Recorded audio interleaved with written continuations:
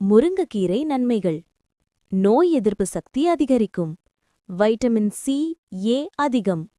அடிக்கடி வரும் காய்ச்சல், சளி குறையும். இரத்த சோகை, அனீமியா குறைக்கும். இரும்புச்சத்து அதிகம். பெண்கள், குழந்தைகள், கர்ப்பிணிகளுக்கு சிறந்தது. எலும்புகள் வலுவாகும். கால்சியம், பாஸ்பரஸ் நிறைந்தது. மூட்டுவலி, எலும்பு பலவீனம் குறையும். சர்க்கரை நோயாளிகளுக்கு நல்லது.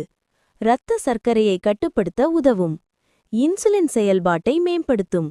செரிமானம் மேம்படும். நார்ச்சத்து அதிகம். மலச்சிக்கல், வயிற்றுப் பிரச்சினைகள் குறையும். இதய ஆரோக்கியம் பாதுகாக்கும். கெட்ட கொலஸ்ட்ரால் குறைக்கும்.